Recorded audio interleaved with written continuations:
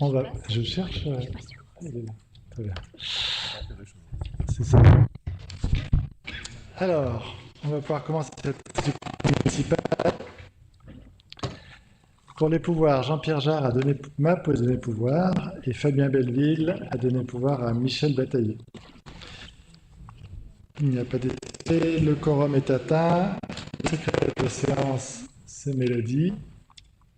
Et donc, je vais demander d'approuver le procès-verbal du 13 avril 2026. Il y a des observations, des questions. Eh bien, au vote, y a-t-il des oppositions, des abstentions? Merci. Je crois qu'il ne faut pas toucher le bouton en fait. On va passer à la commission du conseil municipal du 18 mai 2026. Donc c'est Hervé qui va nous faire la lecture des décisions du maire.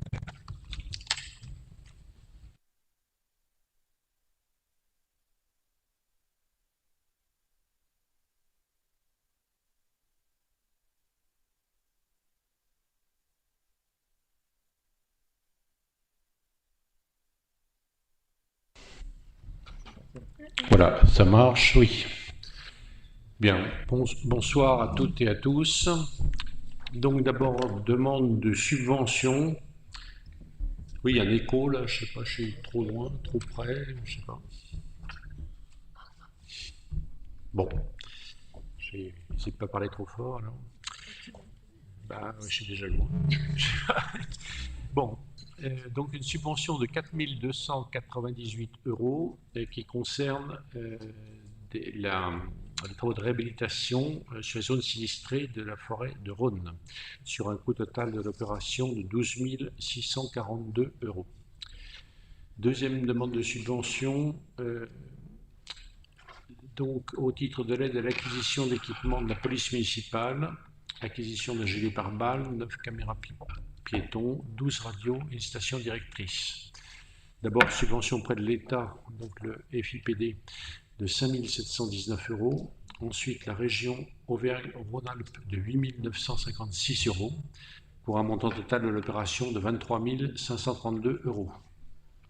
Enfin, troisième demande de subvention pour l'extension du système de vidéoprotection avec l'installation de 3 caméras supplémentaires aux abords des groupes scolaires Raymond Noël et Plaine de Conflans. Donc, subvention auprès de l'État au titre du FIPD de 5 613, même montant pour la région Auvergne-Rhône-Alpes, pour un total de 14 033 €. Décision de défendre en justice, désignation d'un avocat. Donc,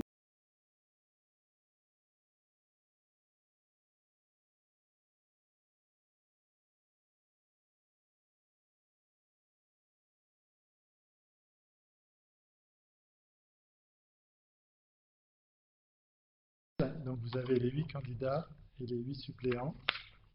Je vais vous demander de ne pas passer au bulletin secret pour ce type de commission. Y a-t-il des observations, des oppositions, des abstentions? Merci. Maintenant, concernant la commission municipale, travaux et espaces publics, formation et désignation des membres. Donc on avait déjà parlé sur le nombre. Donc 6 membres de la majorité, 2 membres pour Alliance pour Albertville et 2 membres pour Albertville avec vous. Je vous demanderai de ne pas procéder au secret du bulletin pour désigner les représentants. Vous avez la liste des représentants. Excusez-moi.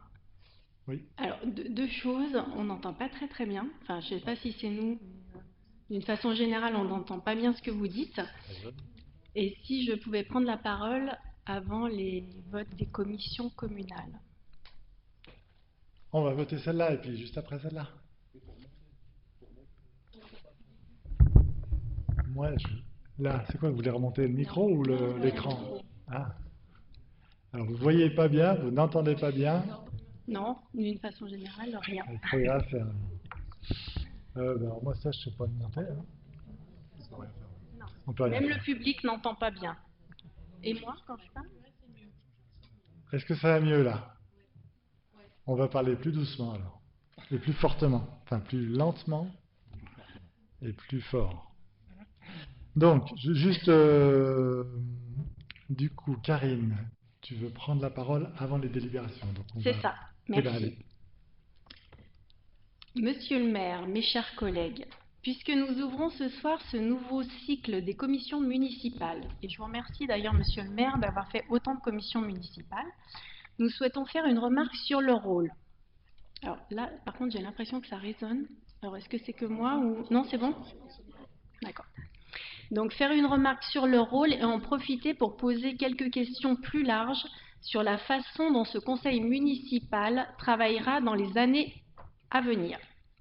Nous nous réjouissons de leur création qui devra permettre de véritables lieux de travail et de débat où les élus, y compris ceux de la minorité, pourront échanger sur les dossiers avant que les décisions soient prises et non après.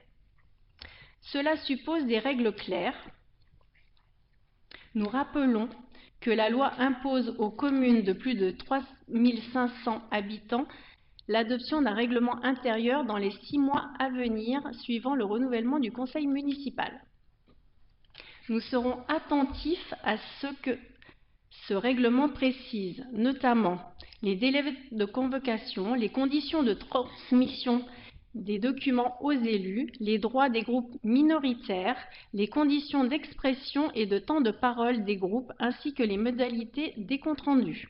Nous proposons également que les délibérations importantes, grands projets d'investissement, modification du plan local de l'urbanisme, opérations foncières significatives soient systématiquement examinées en commission avant d'être soumises au vote du Conseil.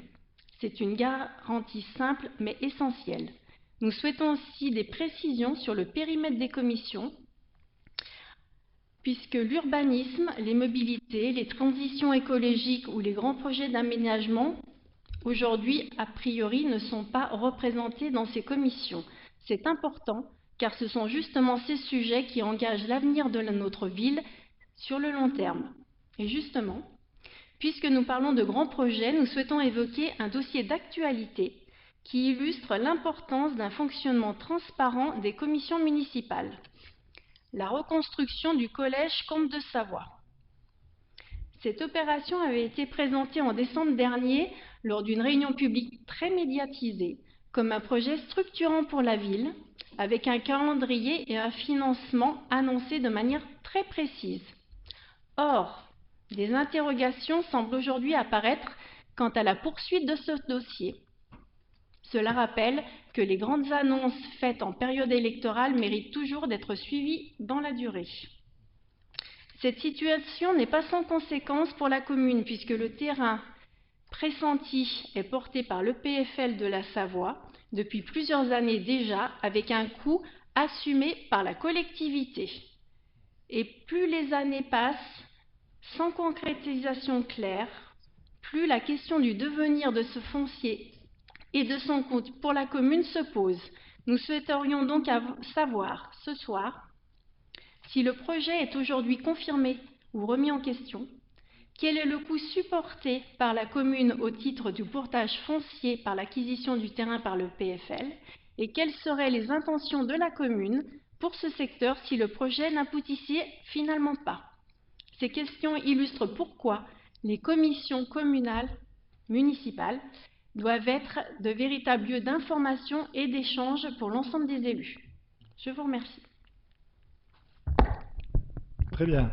Alors, concernant le règlement et tout ce qu'on pourra mettre dans le règlement dans les 6 mois, bien évidemment, on sera à votre écoute pour mettre tout ce que vous souhaitez qu'on y mette. Concernant les délégations, les commissions sur l'urbanisme, à ce jour, vous l'avez remarqué, il n'y a pas d'adjoint à l'urbanisme, puisque c'est moi qui assure avec les services le quotidien de l'urbanisme. Dès lors où il y aurait une modification du PLU envisagée ou autre, bien évidemment qu'on créerait un groupe de travail, sans dire de faire une commission, ce serait un groupe de travail ponctuel qui pourrait travailler sur les grands principes de ces modifications. Concernant les mobilités, je vais vous renvoyer vers l'agglomération, puisque c'est une compétence de l'agglomération, donc qu'on en parle au sein de la ville, c'est plus de l'urbanisme pour le coup, mais après au sein de l'agglomération, on a Jean-François Brugnon qui gère cette commission mobilité à l'agglo, donc je vous laisserai vous y inscrire puisqu'elle sera ouverte à tout le monde. Et concernant la reconstruction du collège, pour le coup, c'est un projet départemental, financé par le département et porté par le département, et qui avait été chiffré à plus de 40 millions d'euros, y compris l'atelier culinaire, merci. Y compris l'atelier culinaire qui devait desservir l'ensemble des collèges du secteur. Nous l'avons appris, tout comme vous, par le département, que ce projet était suspendu à ce jour. Il n'est pas arrêté, mais il est suspendu, puisque la dénatalité et les chiffres donnés par le rectorat montrent qu'à terme, sur le bassin albervillois, il y aurait un collège en trop, entre guillemets, si on peut dire ça, et que le département se pose la question de mettre 40 millions d'euros dans un collège qui deviendrait potentiellement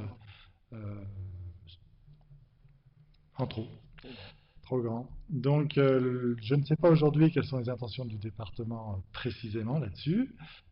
Suspendre, ça ne veut pas dire arrêter. Suspendre, ça veut dire on se pose, on réfléchit, on voit ce que ça donne et on voit quelles seraient potentiellement les autres solutions. Un collège plus petit, une réhabilitation du collège existant, une fusion d'autres, je ne sais pas. Ça, c'est dans les mains du département. Concernant la ville, ça ne change rien par rapport au portage de l'EPFL. C'est juste que, comme vous le saviez, on avait lancé des études pour faire une OAP sur le secteur, que là-bas, on peut faire du logement, on peut faire tout ce qui est envisagé. Lors du précédent mandat, on avait envisagé de faire un quartier, plutôt un secteur d'économie sociale et solidaire, avec l'implantation du CAPS notamment, qui était envisagé là-bas. C'est un projet que l'agglomération à l'époque n'avait pas pu porter ou voulu porter financièrement. Aujourd'hui, on a ces terrains-là, ils nous appartiennent, en tout cas, ils sont portés par le PFL. Le montant annuel, centaines de milliers d'euros, je crois. En tout, c'est l'acquisition, elle fait 1,9 million, mais le montant annuel de mémoire, c'est une centaine de milliers d'euros, qui correspond à des frais de portage bancaires, en fait. C'est comme si on avait fait un emprunt, sauf que c'est du foncier. Ce foncier sera toujours valorisable puisqu'il est toujours en zone urbaine de mémoire. Donc voilà, on en est là aujourd'hui, on va attendre. La seule chose que je peux vous dire, c'est que le projet tel qu'il avait été envisagé de l'implantation du collège aurait été un lourd investissement malgré tout pour la collectivité d'Albertville, puisqu'il fallait matérialiser toutes les dessertes, et notamment la gare routière, enfin je ne sais pas si ça s'appelle une gare routière, mais le transport des bus, le transport scolaire des bus et des vélos, et que là, pour le coup, on aurait eu peu de marge d'investissement autre que de construire autour de ce collège et d'aménager les terrains autour de ce collège, même si aujourd'hui on n'en était pas là, puisqu'on ne savait encore pas qui finançait quoi. Donc voilà pour ces... Je pense que j'ai répondu à l'ensemble des questions que tu as posées. Voilà, pour ce collège, on va attendre la suite. Je peux juste dire que on va pouvoir regarder aussi à désenclaver le quartier de la Contamine, parce que ça, c'est quelque chose qui est important de faire, et que la CN4V aujourd'hui finalise les travaux d'aménagement de l'extérieur du bâtiment, et notamment des abords. Il va continuer son projet jusqu'au bout, et ce sera à nous après de savoir comment on s'oriente pour cette nouvelle voirie traversante qui avait été évoquée et demandée par l'ensemble des habitants d'ailleurs à l'époque. Voilà. Juste une petite conclusion par rapport à ce que vous dites, monsieur le maire. Donc finalement, c'est une bonne nouvelle que le collège ne se fasse pas par rapport aux investissements annexes qui auraient dû être supportés par la commune. Alors j'ai une autre question par rapport à ça. C'est ce que je viens d'entendre. C'est pas forcément une bonne nouvelle. On peut que, c'est pas ce que j'ai dit comme ça. On peut que se plaindre du fait qu'il y a une dénatalité en France et que plutôt que de construire des collèges aujourd'hui, il faudrait mieux construire des EHPAD. Ça, c'est le fait général, et je suis pas sûr qu'il soit très... non, mais sur le principe, c'est ça. Okay. Sur le principe, c'est ça. Et je suis pas sûr qu'il soit très encourageant. Notamment, ce matin, j'étais à l'agglomération, on a parlé des crèches. Plus les 3/4 des assistantes de crèche ont plus de 50 ans. Ça pose un vrai problème de société. Voilà, c'est-à-dire que dans 10 ans, je ne sais pas comment on va faire garder nos peu d'enfants qui nous resteront. Donc c'est pas vraiment une bonne nouvelle, ça. La nouvelle, c'est que dès lors où on avait des gros investissements envisagés, et une fois de plus, je ne sais pas s'ils auraient été portés entièrement par la commune, ou si, comme à l'école du Val-des-Roses, l'État, dans un contrat plan État-région, aurait pu amener des financements importants pour les enjeux autour de ce collège, ça j'en sais rien, donc je ne peux pas vous dire qu'on aurait dû financer les 5, 6 ou 7 millions d'euros nécessaires à l'aménagement du tour du collège, mais en tous les cas, si ce projet-là ne se fait pas, forcément ça va diminuer l'investissement qu'on aurait dû y mettre autour de ce collège, forcément. C'est pas forcément une bonne nouvelle, c'est une autre nouvelle. Et donc, pour rebondir sur ce que vous dites, parce que vous avez parlé d'études d'aménagement sur ces secteurs, Ouais. qu'en est-il du sursis à statuer sur un projet qui était mis en stand-by par Pour rapport l'instant- justement au collège? Pour l'instant, on est toujours dans cette phase d'étude et de sursis à statuer. Voilà. Oui, mais le Ce que sursis je- à statuer a ses limites, Ah, il a une limite de temps. Voilà, Oui, c'est ça, forcément. de temps. Qu'en est-il? qui va arriver à terme. Exactement. Mais aujourd'hui, cette décision dépend du département, aujourd'hui, pas de nous. Parce que là, on a un petit peu dérivé par rapport aux commissions, donc on va revenir sur notre sujet des commissions municipales. La commission municipale des travaux et des espaces publics, la désignation des membres, vous l'avez là. Est-ce que vous avez des remarques par rapport à ça? Est-ce que les noms sont les bons? Pas d'opposition, pas d'abstention? Merci. Concernant la commission finance état civil, de la même façon, je vais vous demander de ne pas passer au vote à bulletin secret. 10 membres, vous les avez. Pas d'opposition, pas d'abstention. Merci. Commission municipale animation de la ville et vie économique. De la même façon, Julien. C'est bon? Parfait. Julien, Valentine.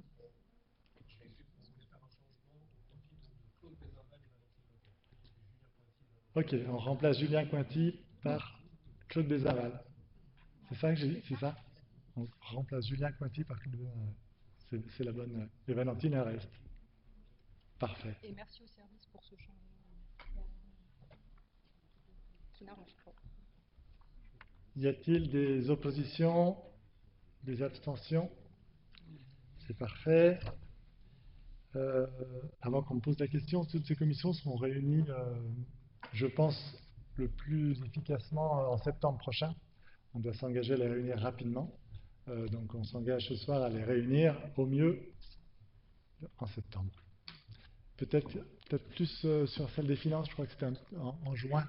Il est prévu en juin. Mais pour les autres, le temps de bien définir les sujets et de bien travailler le dossier, on va les réunir à partir du mois de septembre. Voilà ce qui comptait.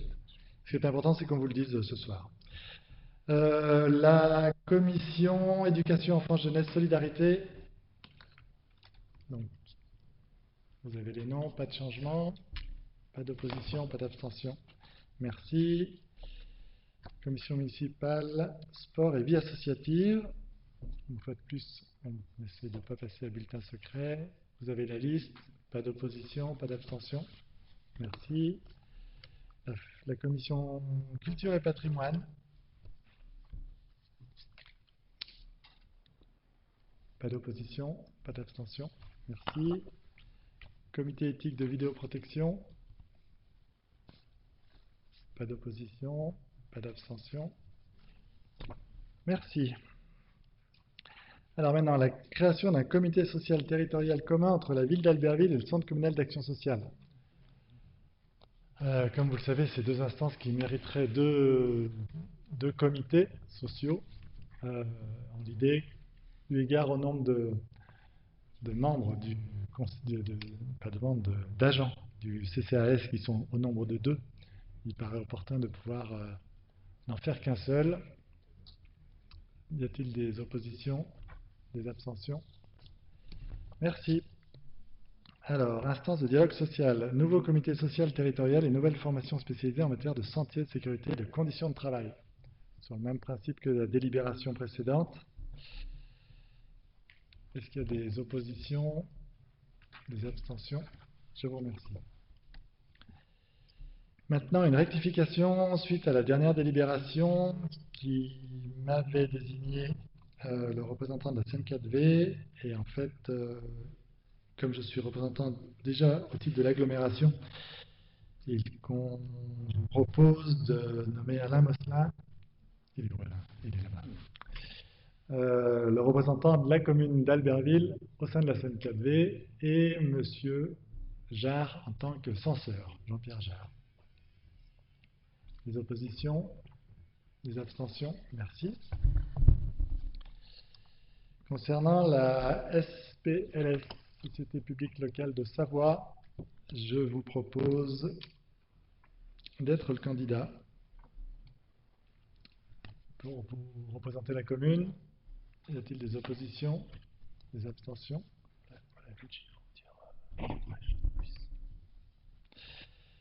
Concernant la mission locale jeune, alors, là c'est vierge. C'est vierge. Tu t'abstiens. Alors tu t'en vas. Yves Brèche. Donc, Yves Brèche est candidat. Merci Yves. Donc je vous propose de ne pas procéder au bulletin secret et de désigner Yves Brèche pour représenter la commune à la mission locale jeune. Y a-t-il des oppositions? Des abstentions? Merci.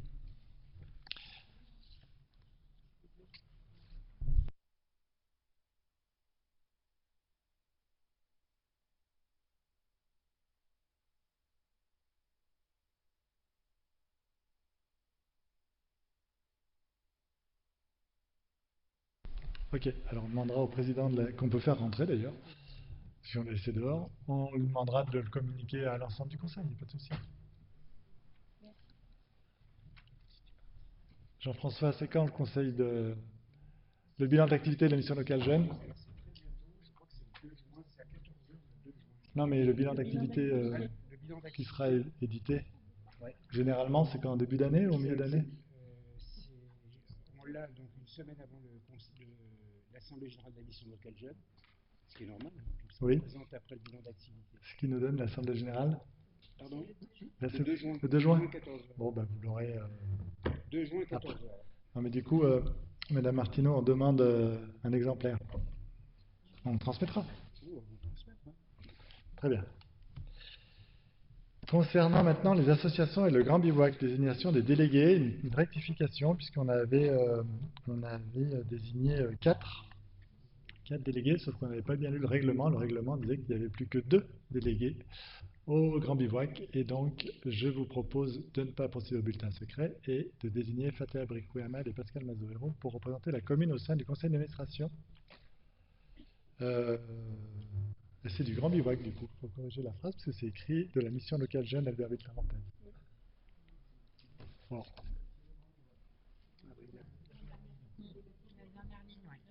Un copier-coller qui. Ah oui. Donc c'est bien pour le Grand Bivouac. Hein.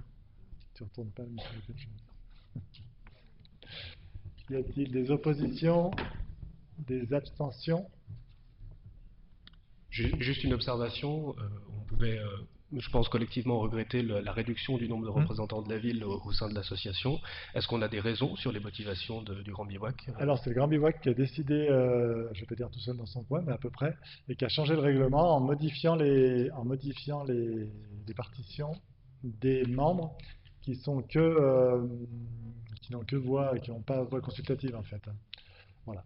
Là, il y en avait effectivement 4 avant pour 4 ou 6 même. 6 pour la ville d'Albertville et puis je ne sais plus combien pour l'agglo, et à l'agglo de mémoire il n'y en a plus qu'un aussi. Peut-être qu'ils trouvaient qu'il y avait soit trop d'abstention, soit trop d'absence plutôt, trop d'absence ou trop de monde autour de la table, j'en sais rien, mais il faudrait qu'on leur pose la question. Alors, la délibération suivante concerne un contentieux dossier Lachenal, un procès-verbal d'accord qui a été signé le 20 mars dernier avec les consorts de Lachenal concernant la régularisation, a priori, d'un bâtiment qu'ils avaient retapé chemin des Vignes. Donc ce protocole d'accord a été signé devant la présidente du tribunal en présence des parties. Pourquoi il n'y a pas la même chose là-bas et que moi j'ai là? Moi je suis à la 16, Bénédicte. C'est celui d'en haut. Ah oui, pour le coup je vois que le bas. Pardon. Donc ce protocole d'accord, il a été signé, donc vous avez pu voir le protocole tel qu'il a été rédigé. Il nous a été autorisé et permis grâce à une loi de novembre 2025 qui permet ce genre de négociation dans le cadre de construction ou d'aménagement irrégulier. Voilà. Y a-t-il des questions?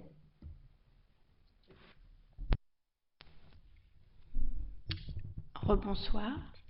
Donc je souhaite intervenir sur cette délibération avec le recul nécessaire puisque j'ai été adjointe à l'urbanisme jusqu'en novembre 2025 et que j'ai suivi ce dossier pendant plusieurs années.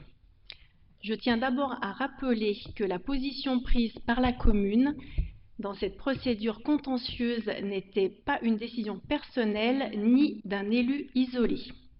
Elle avait été débattue collectivement en commission urbanisme avec les services et avec ses conseils juridiques autour d'un principe clair. Le respect des règles d'urbanisme, l'égalité de traitement entre les administrés et la protection des zones agricoles. Pour ceux qui ne connaissent pas ce dossier, je vais en rappeler brièvement les faits. Il s'agit d'un maso qui se trouvait à l'état de ruine complète. Donc quand on dit complet, c'est sans toit ni fenêtre, situé en zone agricole et qui a été entièrement reconstruit et transformé en habitation sans aucune autorisation, dans des conditions contraires au plan local de l'urbanisme. La commune considérait alors que ces travaux s'apparentaient à une construction neuve et qu'une régularisation n'était pas possible au vu des règlements en cours. Le protocole transactionnel aujourd'hui proposé marque une évolution importante et comme l'a dit Monsieur le maire, qui est rendue possible par l'évolution d'un législatif de fin d'année 2025. Mais il s'agit d'une faculté dérogatoire, récente et encadrée. Elle ne doit pas être présentée comme une régularisation acquise.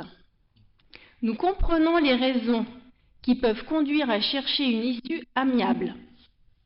La longueur de la procédure, l'aléa judiciaire et le coût.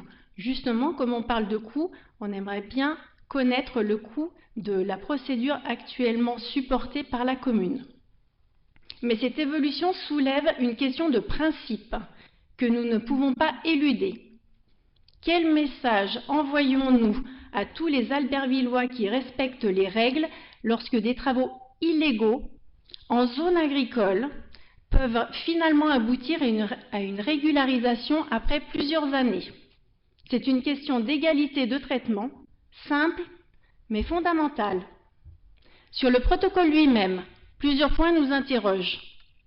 L'avis de la commission départementale de préservation des espaces naturels, agricoles et forestiers n'est pas une formalité, c'est une condition déterminante. Que se passera-t-il si cet avis est défavorable ou si le permis est refusé? Quelle marge de manœuvre la commune conservera-t-elle?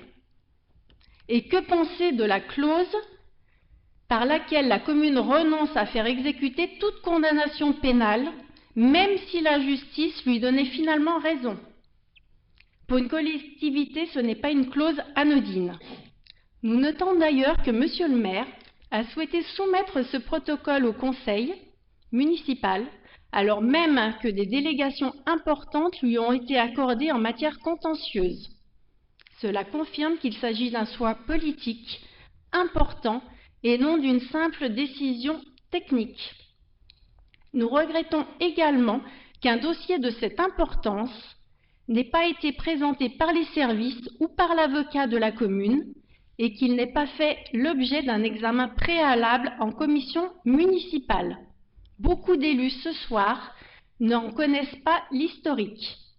Les interrogations que nous soulevons concernant le signal envoyé en matière d'urbanisme, de protection des zones agricoles et le renoncement consenti par la commune appellent des réponses précises.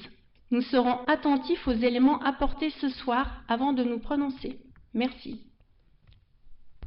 Très bien. Alors, je vais essayer de tout récapituler. Donc, concernant le coût supporté par la commune, ce soir, je ne l'ai pas, mais c'est le coût, on l'enverra par mail, puisque c'est la longue procédure que vous l'avez, telle que vous l'avez décrite.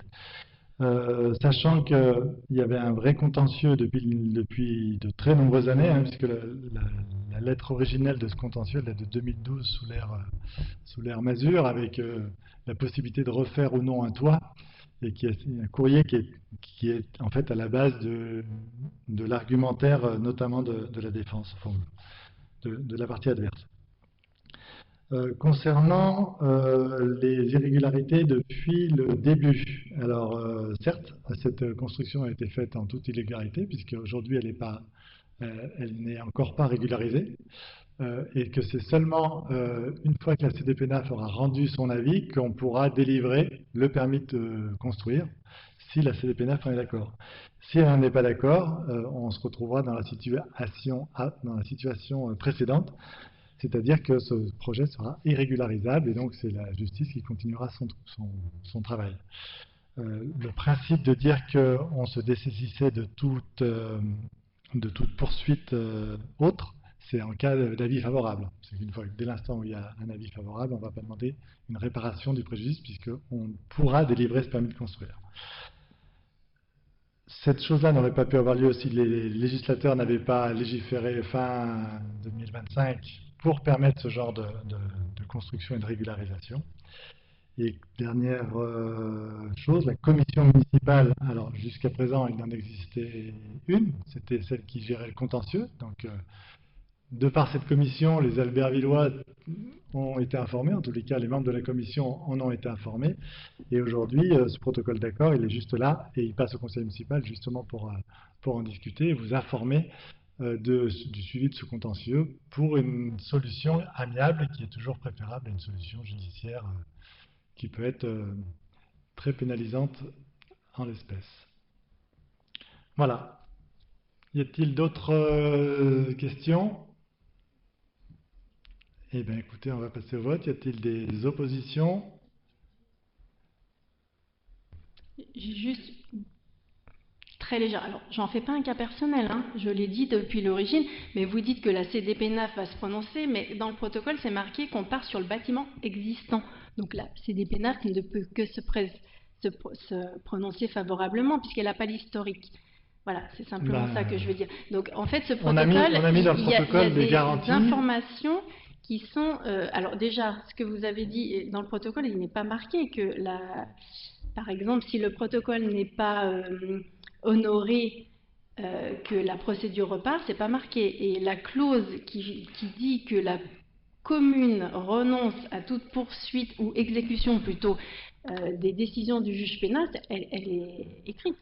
Donc c'est pour ça que ce protocole, il n'est pas très clair. Et je redis encore une fois, je trouve que regrettable que le conseil municipal et que la plupart, et je vais dire 90% des conseillers ne soient pas informés de cette affaire, n'aient pas eu plus d'informations par les services ou par l'avocat de la commune. C'est très difficile de se prononcer sans connaître les faits depuis l'origine.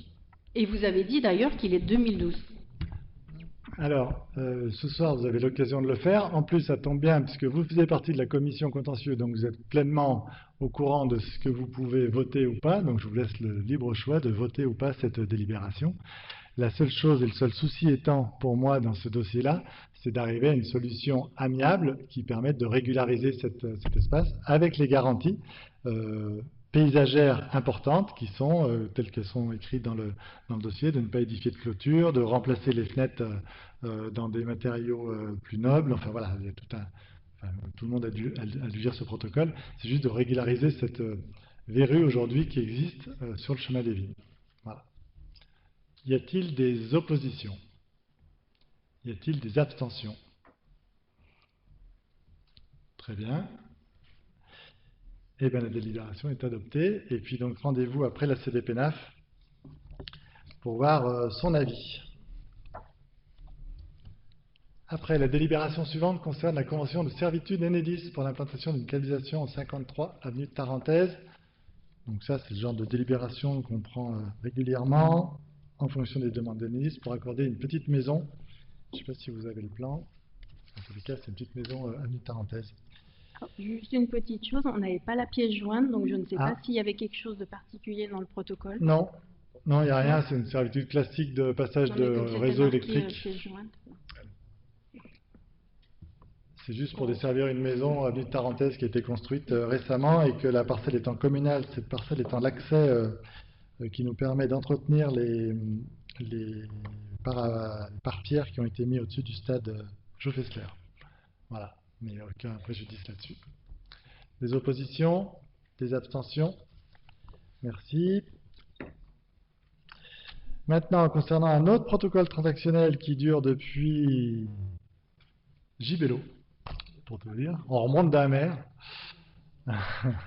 Depuis, je dirais même la construction du bâtiment dans les années 80, puisque tout a été tellement mal rédigé. Et on a encore d'autres dossiers qui viendront par la suite, dans tous les cas, concernant la terrasse de l'Arclusa. Un gros travail a été fait depuis 2018-2019, en tout cas depuis que je suis maire, pour arriver à un protocole d'accord. Tout a été longuement, durement, âprement discuté, et je dirais aujourd'hui qu'on est quand même sur la bonne route. Cependant, on a un problème de notaire qui ne se saisit pas du dossier, donc le protocole étant là, juste, c'est bien ça, hein? Oui, j'ai un doute. Juste pour se proposer de prendre un autre notaire que celui-là qui ne répond pas. Voilà. Y a-t-il des questions? Oui.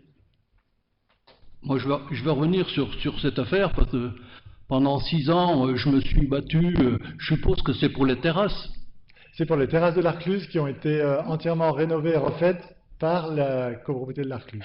D'accord. Et qui donc sont bien leur propriété. Donc j'avais peur que c'était le contraire et je me disais, ils ont fait un beau cadeau empoisonné à la ville. Non, c'est le contraire. Parce que cette affaire-là, ça a été dur et les réunions de copropriété, on s'est engueulé régulièrement pendant 6 ans. Voilà, alors moi pendant 4 ans, mais enfin on s'est pas engueulé d'ailleurs, on est passé par des avocats de chaque côté et la lecture des actes nous a permis de trancher. Et là, en fait, ce protocole-là, il définit des divisions en volume pour dire qui est propriétaire du dessus, du dessous, et ça nous a permis de régulariser notamment l'accès à la place Ferdinand Millon, qui était partie dans la copropriété, et nous, on était propriétaires sur la terrasse. Aujourd'hui, la copropriété de l'Arcluse est propriétaire à 100% de sa terrasse. D'ailleurs, elle a refait les travaux il y a 2-3 ans en arrière, sans demander à la commune quelconque participation. Mais vous avez raison de le dire, puisque en 2014, on était prêt de voter 200 000 € de budget pour la copro pour refaire la terrasse. Donc, les discussions ayant eu lieu, aujourd'hui, tout est en règle, tout est au carré, si ce n'est qu'il faut un acte authentique pour le faire et que le notaire qui avait été désigné à l'époque ne répondant pas, on est obligé de se dire qu'on va passer par un autre notaire. Voilà, mais on a d'autres dossiers sur le quartier nord, rassurez-vous, on aura l'occasion d'en parler sur les prochains. Pour celui-là, y a-t-il des oppositions? Là, c'est juste un changement de notaire. Opposition? Oui, monsieur le maire, j'aurais une question concernant l'Arclusa. Donc, nous n'avons pas de position particulière à formuler sur cet avenant qui sont destinés à débloquer encore une situation administrative, comme vous l'avez très bien dit. Mais ce dossier mérite qu'on s'y arrête un petit moment, car il illustre des difficultés plus structurelles dans le suivi des engagements de la commune. Le protocole transactionnel initial a été signé en juillet 2022. Si je me trompe, n'hésite pas à me le... Donc nous sommes aujourd'hui en mai 2026, soit près de 4 ans plus tard, et l'acte de transfert n'a toujours pas été établi. Alors c'est précisément pour cette raison que nous sommes amenés à voter cet avenant aujourd'hui. On est tous d'accord à ce sujet. Ce délai n'est pas anodin. Un protocole transactionnaire engage la commune, encore une fois juridiquement et financièrement, lorsque son exécution prend du retard, pour des raisons administratives, notariales ou autres. Ce sont des situations d'incertitude qui se prolongent, parfois à l'issue des élus qui ont voté le texte initial et qui n'ont plus entendu parler depuis. 4 ans, c'est quand même très long. C'est pourquoi aujourd'hui nous souhaitons formuler une demande concrète, que le conseil municipal soit régulièrement informé, tous les membres du conseil municipal, du suivi des protocoles transactionnels et des accords amiables qu'ils ont à voter. Non seulement au moment du vote initial, mais aussi sur l'avancement de leur exécution, les difficultés rencontrées et les ajustements éventuels nécessaires. C'est un peu on revient à ce qu'on disait au départ lors de la création des commissions, qu'on soit là juste pas pour voter, mais qu'on participe évidemment à l'élaboration de ces avenants. Donc une présentation annuelle en commission, même systématique, même synthétique, permettrait d'assurer cette continuité d'information à tous les membres du conseil municipal, et ça participe à la bonne gouvernance de la commune et de la sécurité juridique des décisions qui sont prises et qui vont être prises collectivement. Merci. Ah, j'ai pas tout compris parce que tu parles d'une commission annuelle qui présente l'ensemble des procédures et à la fois d'en faire une information annuelle lors du conseil municipal. De tout... Ah, dans les commissions, si vous voulez. Après, il y a plein de sujets qu'on règle de contentieux qui n'ont, comme celui-là, hein, enfin celui-là on en a suffisamment parlé pour ceux qui étaient là, parce que quand on dit que ça traîne depuis 4 ans, non, ça traîne depuis la construction de l'immeuble. C'est pas 4 ans, c'est depuis 74. Allez, 74, c'est mon dernier mot. Voilà.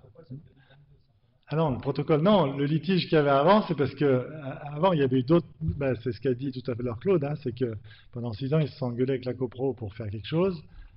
Arrivé de Martine Berthet, un accord se trouve, sauf qu'il s'avère que c'était pas possible parce que les propriétés n'étaient pas les bonnes, et donc à nouveau rediscussion, et le protocole en 2022, il aboutit après 3 ou 4 années de discussion âpres pour savoir à qui revenaient les choses. Mais soyez rassurés, ce que je disais, c'est qu'on a les 2 autres immeubles qui sont juste derrière, qui sont prévis avec des textes différents, donc des interprétations qui sont forcément différentes, et des conséquences pour la mairie qui seront forcément, peut-être financièrement, beaucoup plus compliquées.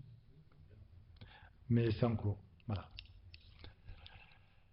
Alors, on l'a voté celle-là ou pas? Je me souviens plus. Non, on l'a pas voté. Du coup, y a-t-il des oppositions? Sachant que là, on parle que de changement de notaire, des abstentions? Je vous remercie. Alors, la délibération suivante. Qui c'est qui a... C'est toi, monsieur? Oui. Eh bien, je te laisse la parole. Ouais, délibération donc, sur les travaux d'aménagement, d'entretien de la voirie et des réseaux divers.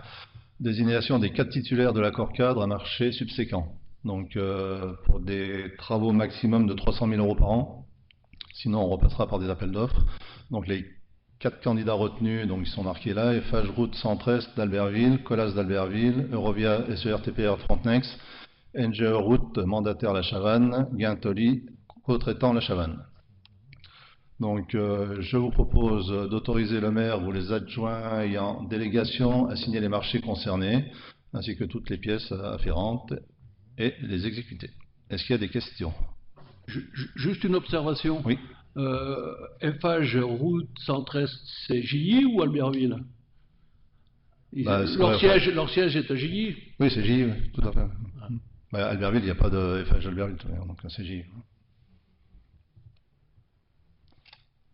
Il n'y a pas d'autres questions? Qui est contre? Qui s'abstient? Merci. Très bien, maintenant Morgane Chevassu, tu vas encore faire travailler les gens le dimanche.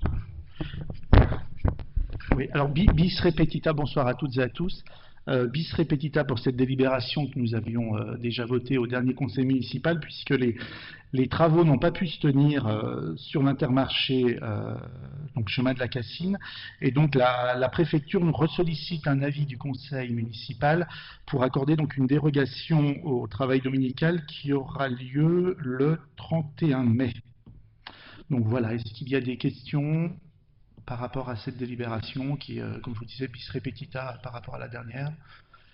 Y a-t-il des oppositions, des abstentions? Merci à tous. Merci. La délibération suivante concerne la modification du tableau des effectifs.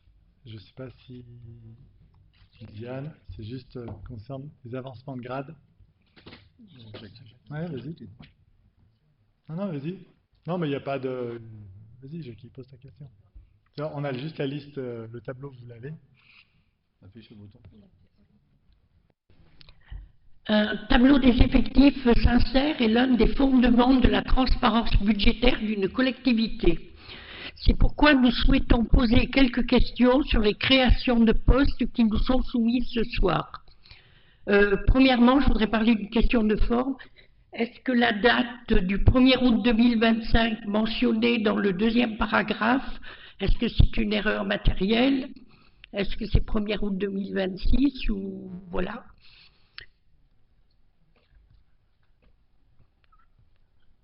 Bon. Bon. C'est pas grave. Sur le fond. C'est la bonne date ou c'est... va répondre, mais j'ai les services qui regardent la page, parce que moi, je ne l'ai pas là.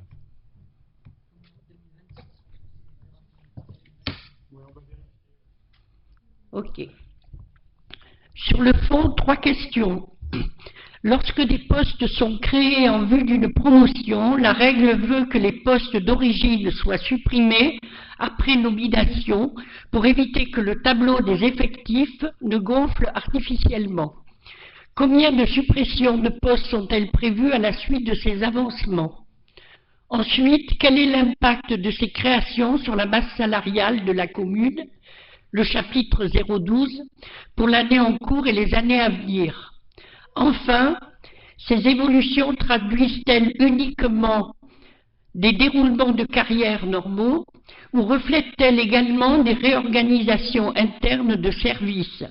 La réponse change la lecture qu'on peut en faire. Ces questions ne remettent pas en question le principe des avancements qui font partie des droits des agents. Elles visent simplement à nous assurer que le tableau des effectifs que nous votons ce soir donne une image fidèle et complète de l'organisation de nos services. Je vous remercie.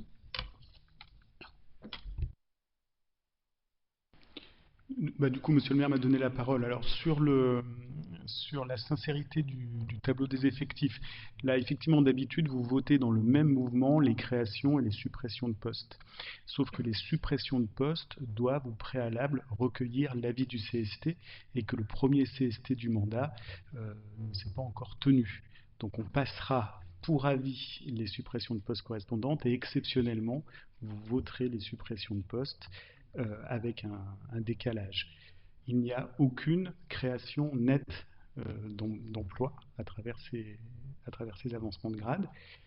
Le coût budgétaire, il a été indiqué dans la note de DOB. Vous avez un détail des coûts budgétaires induits. Pour les avancements de grade, c'est 10 500 €. On les prononce toujours au 1er juillet, ça fait 6 mois, donc en année pleine, c'est x2.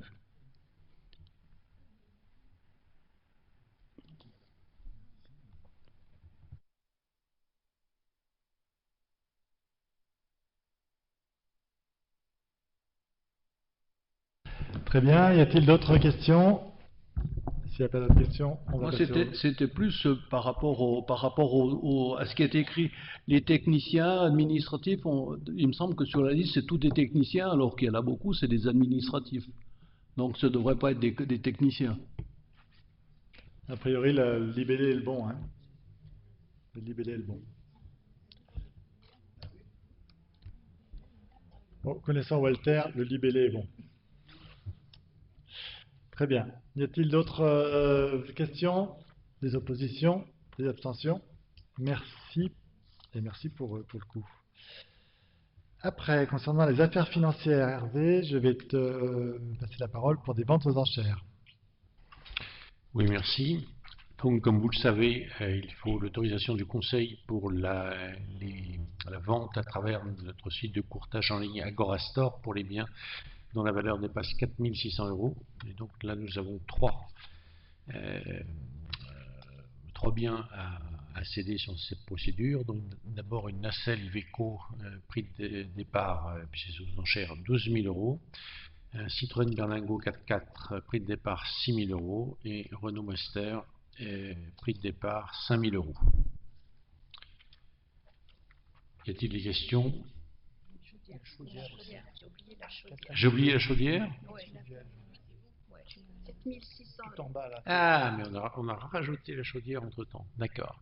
Et enfin, une chaudière d'un prix de 4 MW, je suppose, d'un prix de départ supérieur à 4 600 €. Voilà. Donc, la chaudière incluse, est-ce qu'il y a des questions?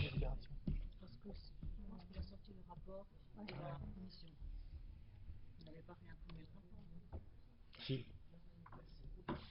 Non, mais je suis d'abord, peu importe. Bon, on vote avec chaudière, ce qui vous est proposé et projeté. Y a-t-il des questions? Juste une toute petite question, puisque tu avais oublié la chaudière. C'est la chaudière de la chaufferie centrale? À 4 600 €?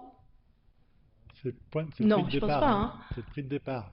4600 Oui, euros. non, mais 4600 euros, même prix de départ, je veux dire, si personne donne plus, je veux dire, pour une chaudière qui vaut des dizaines de milliers d'euros, Si elle en vaut plus, qui ça c'est sera peut-être plus qui cher. détermine les prix de départ, en fait? Ouais, c'est ça le prix, hein. Oui, non, mais qui c'est qui détermine le prix de départ? C'est les services? On a un assistant maître d'ouvrage qui nous accompagne, qui est le cabinet Ouais. vidéo, qui nous a donné ce prix-là, j'imagine. Oui, non. Belle affaire. Non, mais si personne Supérieur à 4600. ne surenchère dessus.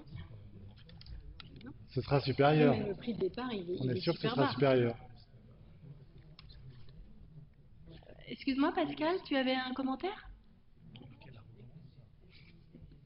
Non, mais le prix de départ est quand même déterminé par la commune. C'est pas un système d'enchères. Oui, bien sûr qu'il y a le Non, mais système des ce sera enchères, supérieur, mais mais, le prix de départ, il y on aura a quand sûrement même le des droit offres. de savoir combien on espère en avoir.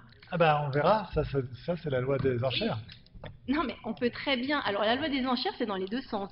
C'est soit on a mis un prix trop élevé au départ et il n'y a personne qui enchérit, parce qu'on estime quand même que les biens ont une certaine valeur, soit on les met très bas et personne n'enchérit, et là on se fait quand même, je ne vais pas dire avoir, mais Il y a si pas de c'est souci. vraiment la chaudière Bah, de c'est la celle-là. chaufferie centrale, enfin, c'est vraiment très bas. Voilà. C'est juste Très une bien. aparté. Le prix plancher, le prix bas. Hein. Alors, Non, mais En fait, vous voyez, le principe de la délibération, c'est délibérer pour les articles d'une valeur supérieure à 4600 euros. Et quand vous voyez le prix de départ de la chaudière, c'est supérieur à 4600 euros. Donc là, c'est sur le principe, on va travailler au vu du profil d'amortissement de la chaudière, le vrai prix de départ qui sera effectivement mis sur la plateforme de vente aux enchères. Donc ça sera supérieur. donc finalement, on ne nous demande pas de délibérer sur un prix de départ. Non. Ok. Donc je ne vois pas pourquoi on délibère alors. comme on peut le voir, voilà. D'accord. Le principe de la mise aux enchères, d'un supérieur à 4600 euros est validé, et évidemment dans un souci de bonne gestion et d'optimisation des intérêts patrimoniaux de la ville, on se calera Au prix. Oui, alors je suis d'accord Arnaud, mais c'est marqué prix de départ. Oui, Au-dessus, c'est marqué justement. prix de départ 5 000, Non. 6 000, 12 000. Alors, pour bien que tu comprennes, les trois premiers, les services ont défini le prix vendable de l'affaire. La Nacelle Iveco, c'est 12 000 euros, la Citroën, le machin, c'est 6 000, le Renault Master, c'est 5 000. On sait que c'est un prix de départ attractif pour qu'il puisse y avoir des enchères. Pour le dernier, c'est écrit supérieur à 4600 euros parce que l'estimation du prix de départ, mais je ne pense pas qu'il y en ait un autour de la table qui sache combien vaut une chaudière 4 MW. On sait que ce sera supérieur à 4600 euros, donc ça nous permet tout de suite de faire le travail et de mettre en vente cette chaudière. Voilà. Et le prix de départ, on t'aurait dit que ça coûte 15 000 ou 25 000, il n'y en a pas un autour de la table qui t'aurait dit que ça vaut 15 000 ou 25 000. Donc il sera supérieur à 4600. Le travail avec le bureau d'études et avec l'étude comparative de ce que vaut une chaudière 4 MW qui a aujourd'hui 6 ans d'ancienneté, vaut. Voilà. Donc ce sera supérieur à 4600. Ouais, c'est ce qui est écrit. Hein.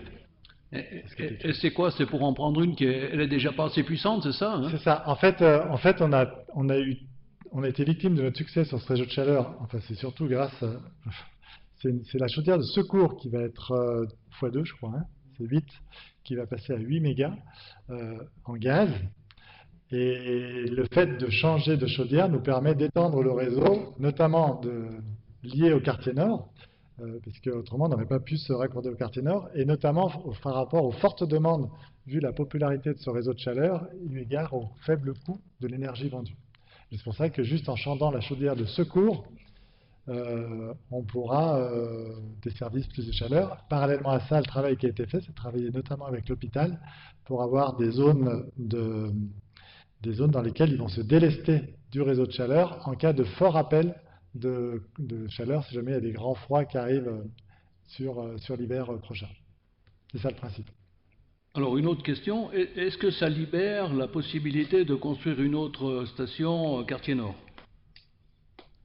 Une autre Est-ce que chaufferie? ça libère la possibilité. Alors, il y a un projet, on a fait étudier, alors je ne sais plus où ça en est aujourd'hui, mais en tout cas, on a fait l'étude pour un éventuel besoin d'une seconde chaufferie biomasse.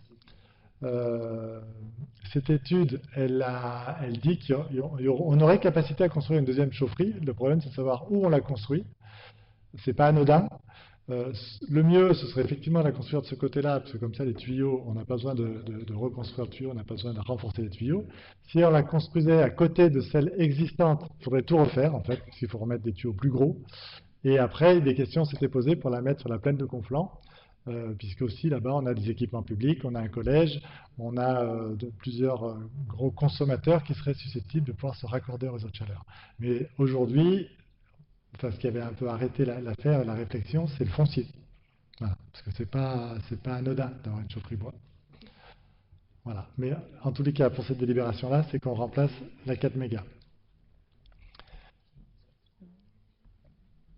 Y a-t-il d'autres questions? Non. Y a-t-il des oppositions? Des abstentions? Je vous en remercie. Hervé, la délibération suivante pour un nouveau porteur de carte d'achat.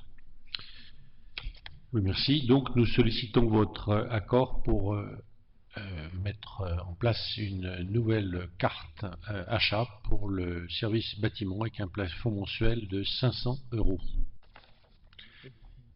Y a-t-il des questions? On passe au vote. Qui est contre? Qui s'abstient? Merci.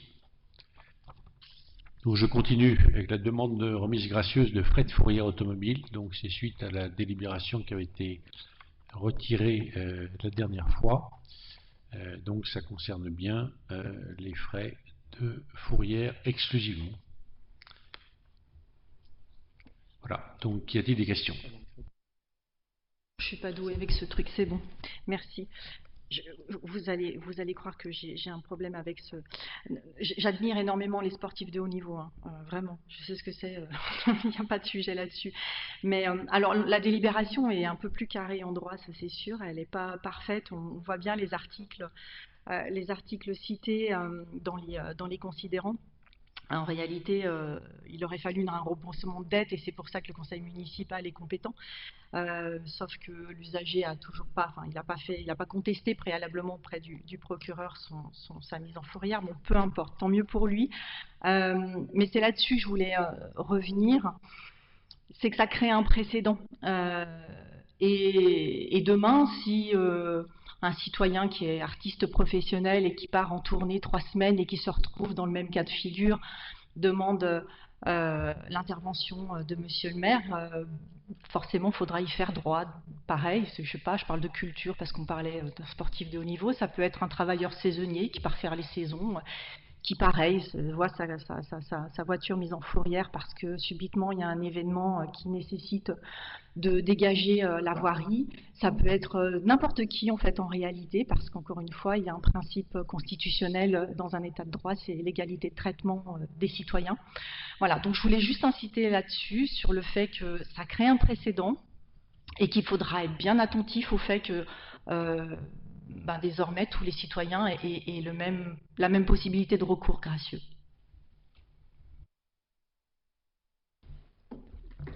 Juste pour dire que là, les conditions, elles étaient exceptionnelles et anticipées, puisque c'est nous-mêmes qui lui avons dit, devant la demande de l'État et de la préfète d'enlever les véhicules pour sécuriser la halle olympique en vue de l'arrivée du drapeau, qui sont quand même, vous le reconnaîtrez, des circonstances exceptionnelles. Et le fait qu'il soit sportif de haut niveau ou femme de ménage de centre de ski de haut niveau, c'était exactement la même chose. Ah, c'est écrit, mais on contextualise. Du coup, on va passer au vote. Y a-t-il des oppositions?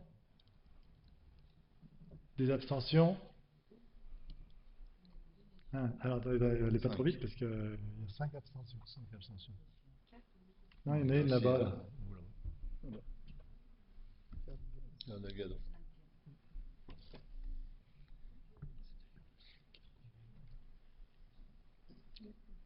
Très bien. La dernière délibération, Hervé.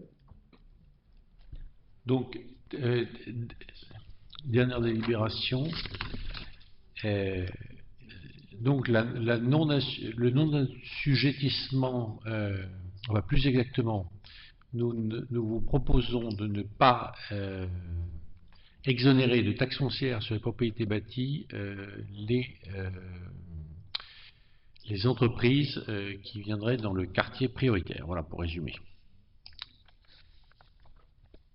Y a-t-il des questions? Oui, monsieur le maire Hervé,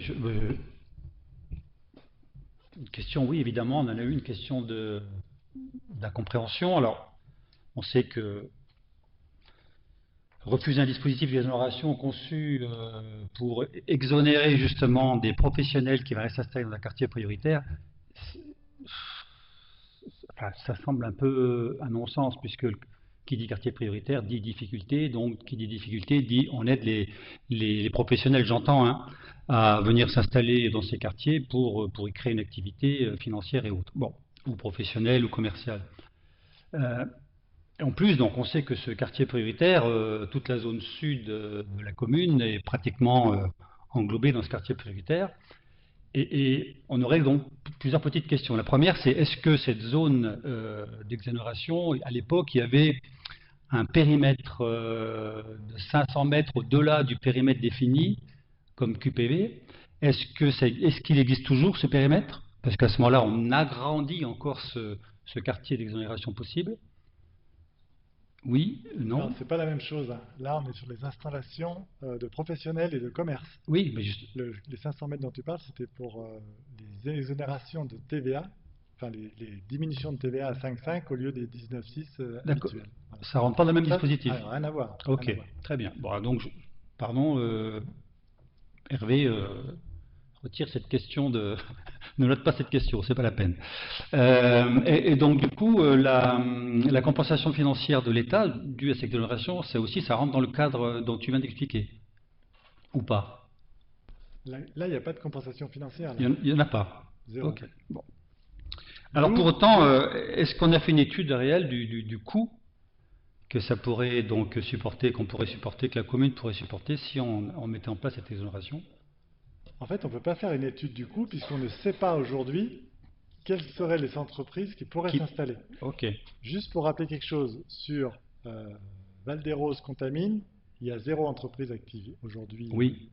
À part des auto-entrepreneurs qui pourraient travailler comme ça, ce ne sont exclusivement que du logement. Il n'y a que sur le Champ de Mars, dans la première partie, là où il y a Citroën et puis le cabinet comptable, où aujourd'hui il y a des activités, alors qu'ils ne rentrent pas dans ce champ-là puisqu'elles sont déjà existantes. Hein, il faut qu'elles soient créées à partir de 2026. Mais aujourd'hui, on ne saurait pas dire. Parce qu'on n'en a pas. Ben, aujourd'hui, les entreprises ne sont pas recensées en fait. Donc on ne sait pas combien d'auto-entrepreneurs il y a en service de ménage. Je parle de ça parce que c'est plutôt dans ces quartiers qu'il y en a. Un mec qui fait des gâteaux, qui fait sa petite entreprise de fabrication de gâteaux. Tous ces auto-entrepreneurs-là ne sont pas recensés. Et aujourd'hui, on ne sait pas quel coût pourrait avoir pour la collectivité, pour les collectivités, puisqu'il y a la CVE aussi du côté d'Arlisère, et l'Arlisère va prendre la même délibération. Et donc, dans un souci de prudence, d'autant plus que c'est pas, alors ça c'est plutôt Fatia qui en parlera mieux que moi, mais dans les axes prioritaires pour favoriser les quartiers prioritaires, l'installation d'entreprise n'est pas un des axes prioritaires. Ah, c'est pas un des axes prioritaires dans les QPV. C'est quand même dommage. Enfin bon, après, c'est comme ça, mais c'est la loi. Contrat de ville, c'est pas. C'est pas la loi. Alors, c'est pas la loi, ce qu'on a déterminé les 7 axes prioritaires. Pardon, bonsoir à tous. Bonsoir. Les 7 axes qu'on a définis ensemble, collectivités, habitants, associations, État, c'était l'étude du quartier prioritaire d'Albertville. Ces 7 axes qu'on a sortis sont déterminés par rapport aux besoins actuels des habitants. Effectivement, l'entrepreneuriat n'en était pas en 2024 ce qui est prévu jusqu'en 2030.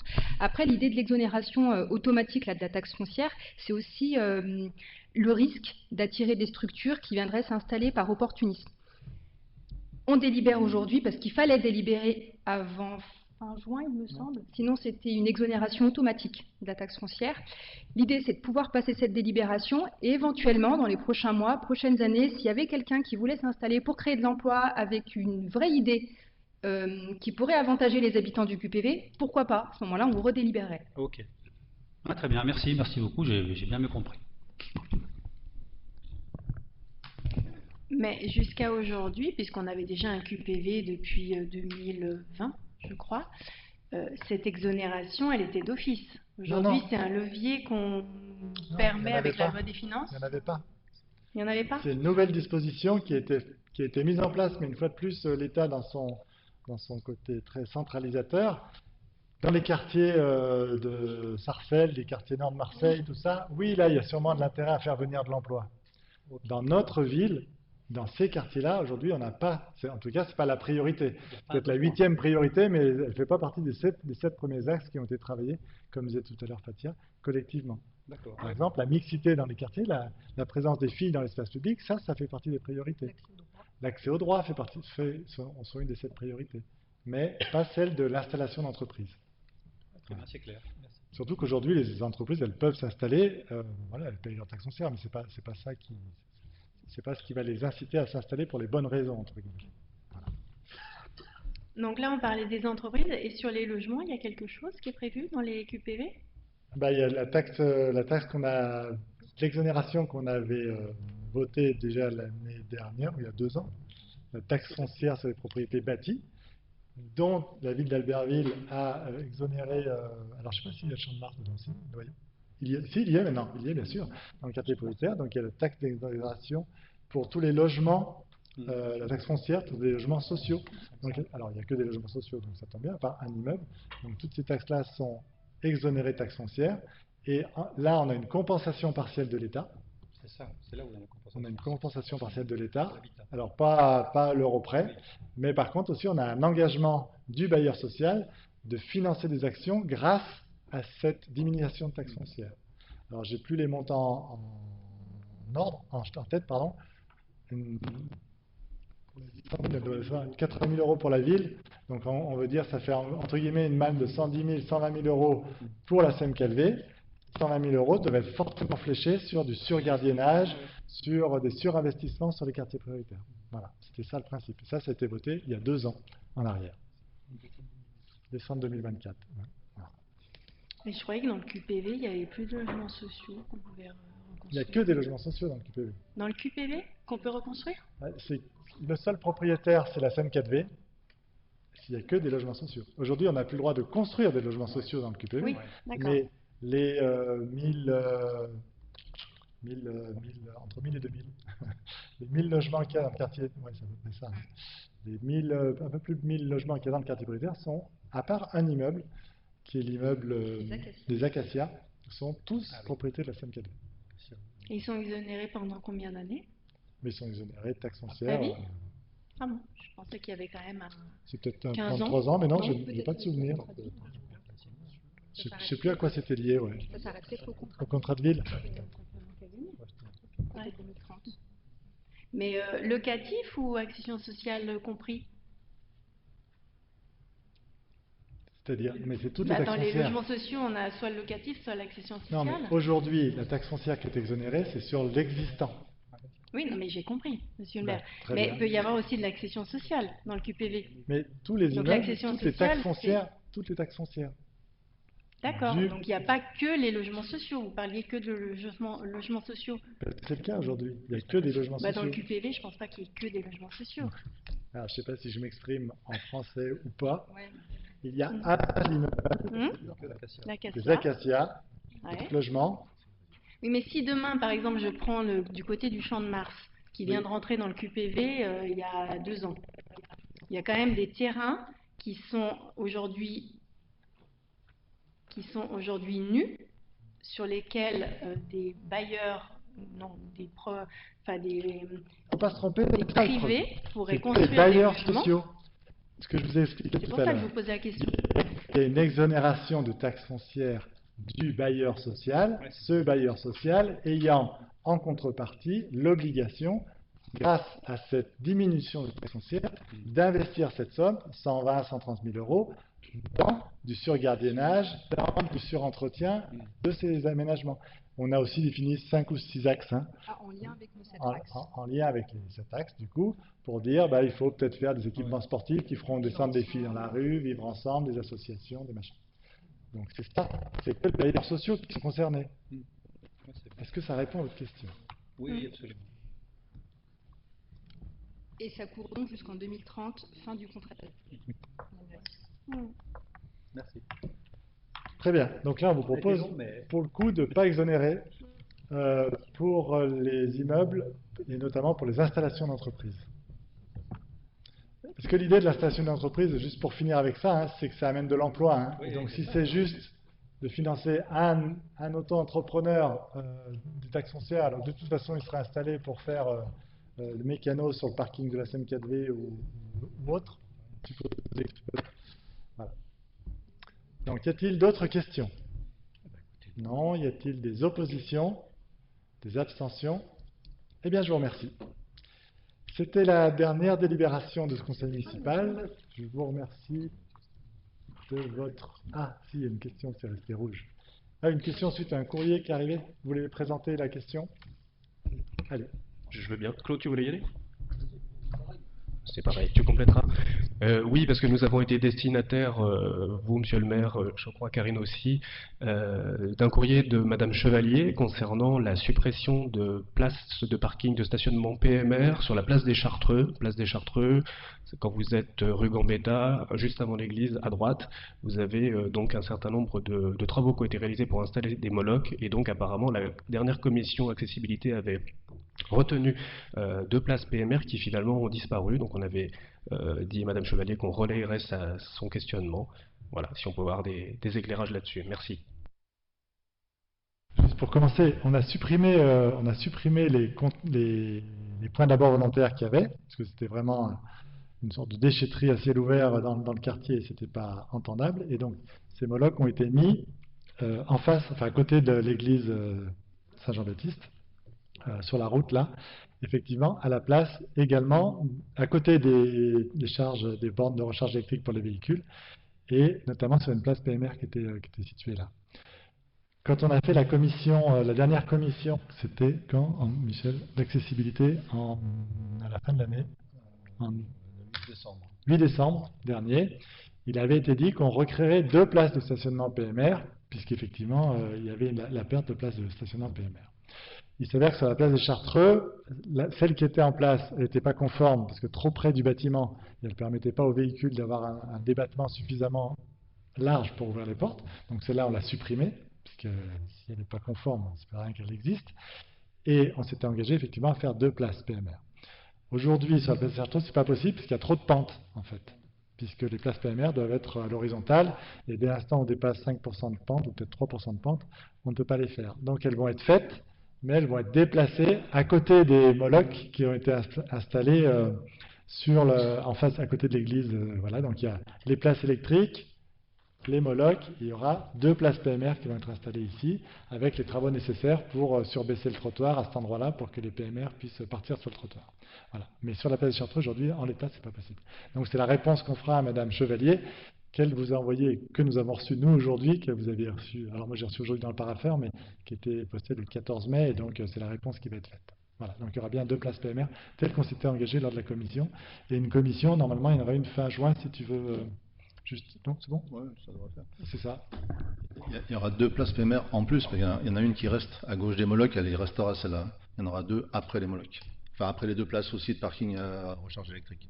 Donc ça en fera 3 sur le site. Par contre, dans son courrier, elle parle aussi de places PMR qui manquent, notamment entre la Micaline et puis la rue Gambetta. C'est vrai que c'est à regarder si on veut que les gens s'arrêtent au centre-ville. Alors il y en a à rue Pargou, c'est un débat qu'on avait eu lors de la commission justement à l'époque. Il y en a malgré tout rue Pargou qui ont été faites là. Effectivement, il y en avait beaucoup rue Pargou qui étaient souvent inoccupées, et c'est aussi le choix qui a été fait quand il a fallu mettre des bornes électriques, d'utiliser 2 de ces places-là pour mettre des véhicules électriques. Mais sur le principe, mais on en reparlera dans la commission accessibilité, c'est pas l'objet ici, c'est pas le lieu. Sur le principe, la ville d'Albertville est très largement dotée en places PMR, même si j'entends que c'est toujours pour les personnes à mobilité réduite, une problématique récurrente et du quotidien. Voilà. Merci à vous. Du coup, rendez-vous... J'ai juste une question, juste pratique pour rebondir sur ce que dit Julien. Comme il n'y a plus de commission préparatoire du conseil municipal, si on a des questions générales à évoquer, est-ce qu'on le fait directement au conseil municipal ou vous préférez qu'on vous les envoie avant? Non, alors, si vous voulez des réponses précises, il vaut mieux les envoyer avant, qu'on puisse vous amener les chiffres, les montants, les trucs, parce qu'en conseil municipal, vous me demandez le prix de l'exonération de la taxe PB, je m'en souviens que c'était 120 000 € de la SEM4V, parce que je suis président de la SEM4V, mais vous me demandez un autre chiffre, je n'aurais pas été capacité de vous le donner. D'accord, donc on les fait passer dans la semaine avant, mais par contre, si on a quelque chose de dernière minute, il n'y a pas de souci qu'on l'évoque en conseil municipal en questions diverses à la fin. On peut les écouter, vous n'avez peut-être pas la réponse diverse appropriée, mais c'est tout. Sinon, on les reportera au prochain conseil. Il n'y a pas de raison qu'on ne réponde pas. Merci.